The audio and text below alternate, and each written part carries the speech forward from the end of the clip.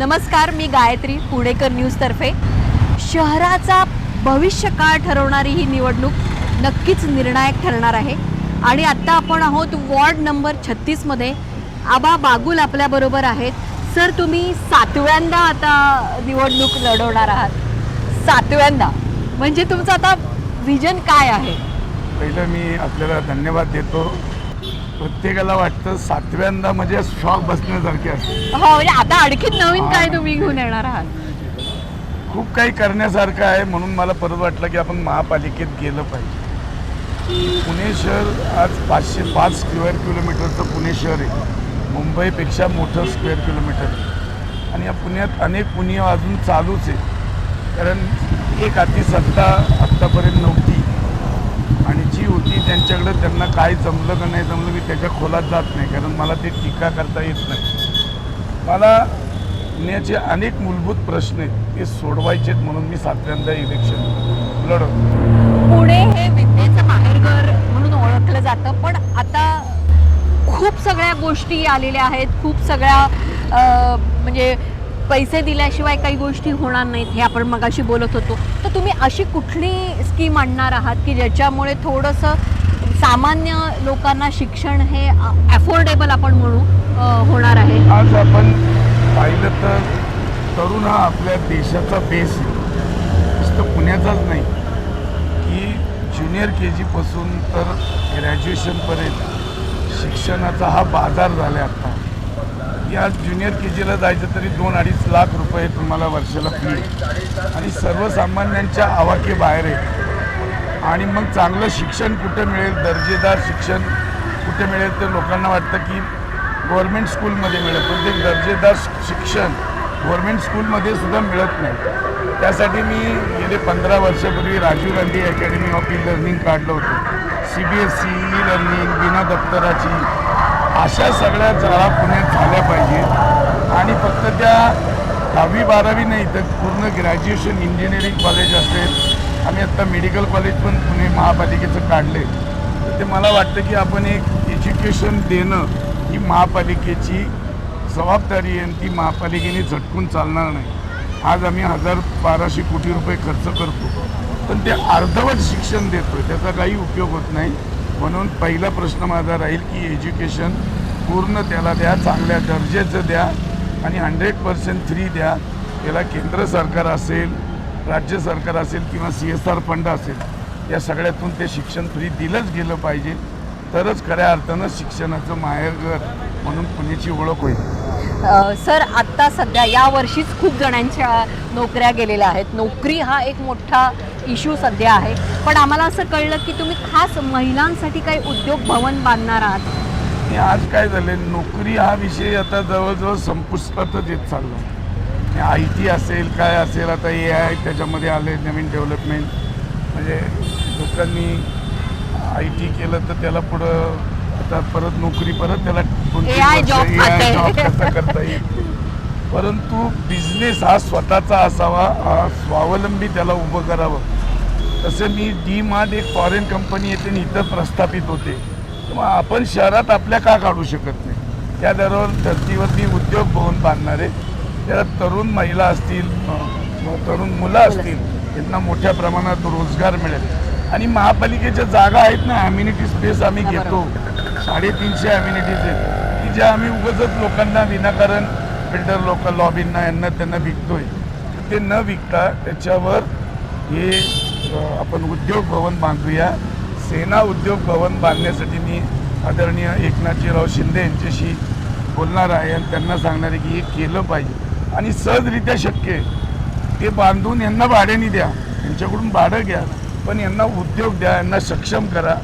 तरुण जर सक्षम झाला तर नक्की शहरामध्ये चांगला एक होईल, क्राईम थांबल, सगळं काही थांबल. सर, आणखीन तुम्ही म्हणाला की पाणी रिसायकल करणार आहे तुम्ही, म्हणजे नक्की काय करणार आहात? आज आपण बघितलं की आपल्याकडं पानशेत, वरसगाव, त्याच्यानंतर खडकवासला आणि बामास्केटमधून आपण पाणी आणतो, पण ते पाणी रिसायकल करायची आपल्याकडं सिस्टीमच नाही. कारण डबल 2 ड्रेनेज लाईन सिस्टीम पाहिजे ग्रे वॉटर निर्माण करायची. मी किचनचं आणि आपल्या आंघोळीचं पाणी हे रिसायकल सहज होतं. त्याचा BOD COD आपण आणून ते पाणी आपल्याला सहज करता येतं, आपल्याला ते वापरता येतं. ते वापरतच नाही आपण, तर ते करण्यासाठी ते प्लांट उभारले गेले पाहिजे, डबल लाईन ड्रेनेजची सिस्टीम केली पाहिजे आणि यासाठी प्रयत्न केले पाहिजेत. आणि मी माझ्या इथं 50 लाख लिटर पाणी रिसायकल करतो आणि ते झाडांसाठी तळजाईसारख्या ठिकाणी मी माझं डेली जातो आहे.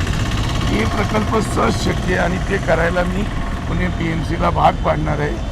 कारण वॉटर हे ट्रीटमेंट केलंच पाहिजे. ते कायद्यानेही बंद नाही. आम्हाला नुसतं STP लावून उपयोग नाही आणि ते STP जे आहेत ते फक्त नावापुरते. पण आपल्याला एक खऱ्या अर्थानं रिसायकल केलं पाहिजे. आणि दुसरं पाण्यासाठी मी गेले 10-12 वर्ष भांडतोय की मुळशी धरण हे टाटाचं, त्याचा करार बी जवळजवळ संपला, परंतु तिथं वीज निर्माण करण्यासाठी ते पाणी वापरलं जातं. आता वीज निर्माण करायला तुम्हाला अनेक पर्याय उपलब्ध झालेले आहेत, सोलरपासून सगळे. बरोबर. तर ते पाणी जर 5 TMC पुण्याला मिळालं तर पुण्याची ताण भागल. कारण प्रायोरिटी पहिली पिण्याच्या पाण्याने, मग शेतीला आहे, मग उद्योगधंद्याला. ते आपण करण्याचा लास्ट स्टेजला आहे.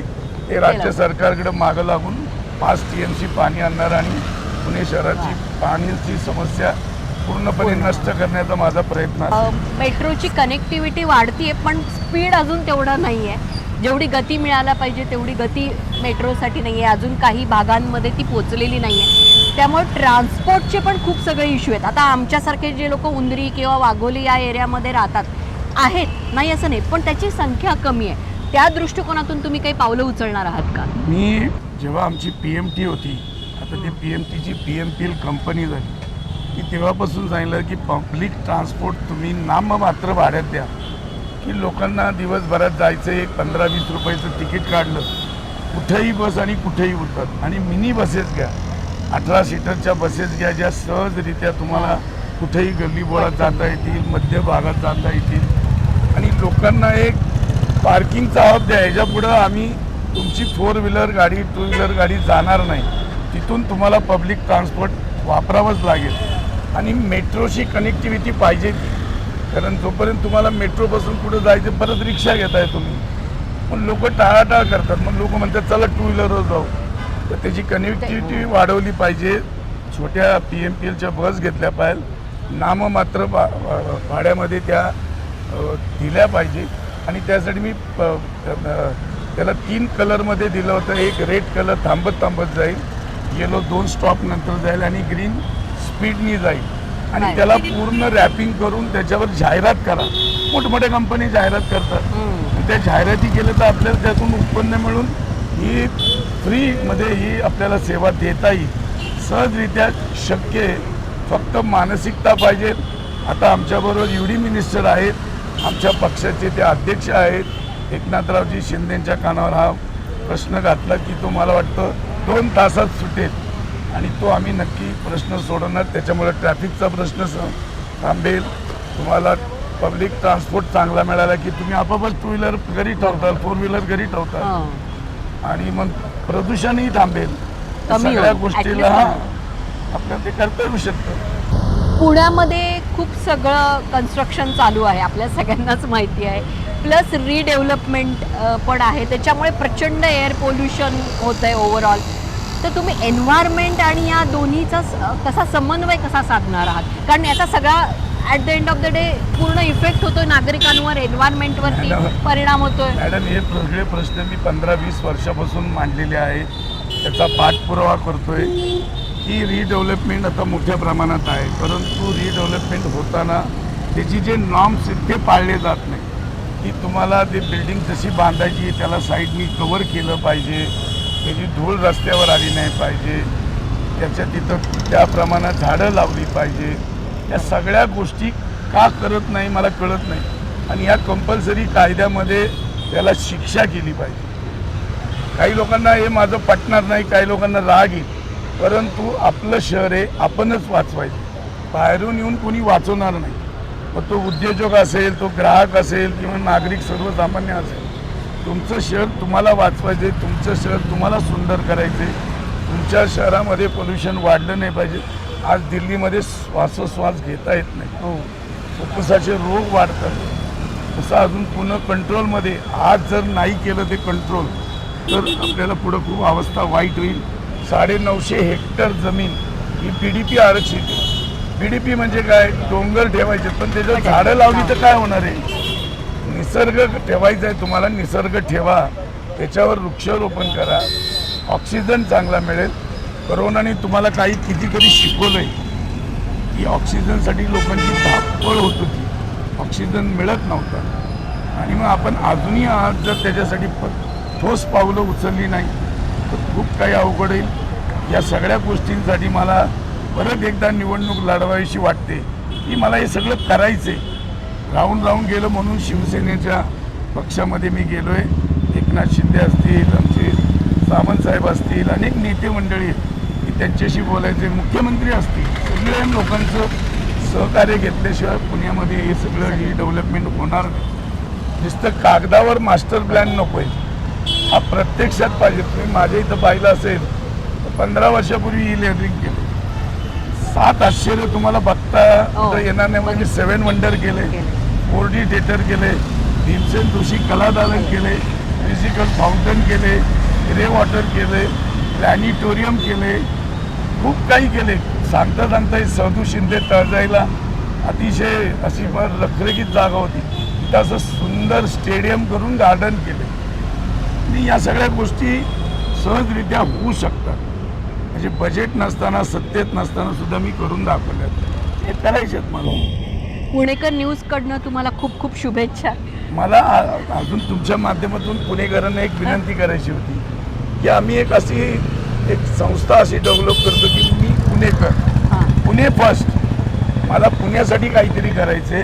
मी पहिलं पुणेकर असेल, पुणे फर्स्ट असेल आणि पुण्यामध्ये मला सगळ्या गोष्टी झपाट्याने करण्यासाठी सगळे तज्ज्ञ लोक लागणारे, ती कमिटी लागणारे, एक व्यासपीठ तयार करायची. या व्यासपीठासाठी तुम्ही आमच्याशी संपर्क साधा आणि तुमच्या कल्पना ज्या आपण मिळून एक सुंदर चांगलं असं पुणे आपण घडूया. आणि हे घडवण्यासाठी तुम्हाला मला एकदा परत महापालिकेत पाठवावं लागेल आणि मला निवडून द्यावं लागेल, माझ्या पॅनलला निवडून द्यावं लागेल. माझी खून आहे धनुष्यबाण, तुम्ही मला नक्की निवडून देताल आणि मी तुम्हाला नक्की हे काम जे अर्धवट आहे ते पूर्ण नक्की 5 वर्षाच्या आत पूर्ण करण्याचा प्रयत्न करेल. एवढंच मी आपल्या चॅनलला सांगतो.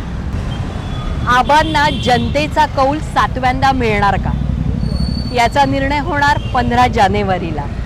पुणेकर न्यूज अशाच वेगवेगळ्या वॉर्डमध्ये जाऊन प्रश्न विचारत राहणार. पाहत रहा पुणेकर न्यूज.